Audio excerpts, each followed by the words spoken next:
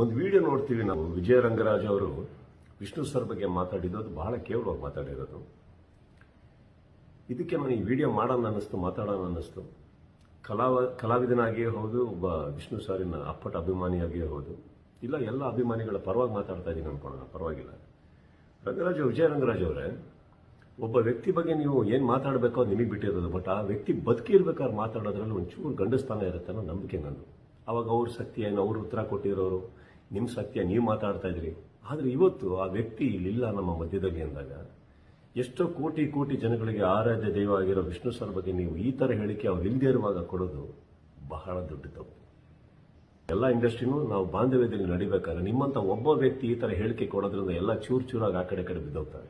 ಕನ್ನಡ ಚಿತ್ರರಂಗದಿಂದ ಇನ್ನೊಂದು ಹೇಳಬೇಕು ಅಂತಂದ್ರೆ, ನಾವು ಬೇರೆ ಇಂಡಸ್ಟ್ರಿ ಅಂತ ಅನ್ಕೊಂಡೇ ಇಲ್ಲ. ಎಲ್ಲ ಹಿರಿಯರಿಗೂ ನಾವು ಗೌರವ ಕೊಡೋ ಟೈಮಲ್ಲಿ, ನಿಮ್ಮ ಇಂಡಸ್ಟ್ರಿಯಲ್ಲೂ ನಾವು ಎಲ್ಲರಿಗೂ ಗೌರವ ಕೊಟ್ಟು ಪ್ರೀತಿ ಕೊಡೋ ಟೈಮಲ್ಲಿ ನೀವು ನಮ್ಮ ಒಬ್ಬರ ಹಿರಿಯ ಕಲಾವಿದರಿಗೆ ಈ ಥರ ಅವಮಾನವಾಗಿ ಮಾತಾಡೋದು, ನನ್ನ ಪ್ರಕಾರ ನಿಮ್ಮ ಇಂಡಸ್ಟ್ರಿಯಲ್ಲೇ ಯಾರು ಇದನ್ನು ಒಪ್ಪಲ್ಲ.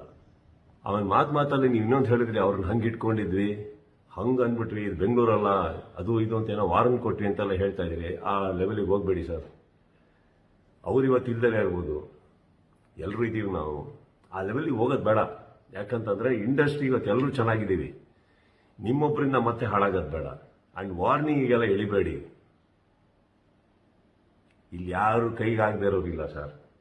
ವಿಷ್ಣು ಸರ್ ಇಲ್ದಲೇ ಇರ್ಬೋದು ಸರ್. ಕೋಟಿ ಕೋಟಿ ಕೋಟಿ ಮಕ್ಕಳನ್ನ ಬಿಟ್ಟೋಗಿದ್ದಾರೆ, ಎಲ್ಲರನ್ನೂ ಬಿಟ್ಟೋಗಿದ್ದಾರೆ. ಎಲ್ಲರೂ ಇದ್ದೀವಿ ನಾವು. ವಾರ್ನಿಂಗ್ ಬೇಡಿ. ಆ ಮಾತು ನೀವೇನು ಮಾತಾಡಿದ್ರಿ ಅದನ್ನು ವಾಪಸ್ ತಗೊಳ್ಳಿ ದಯವಿಟ್ಟು.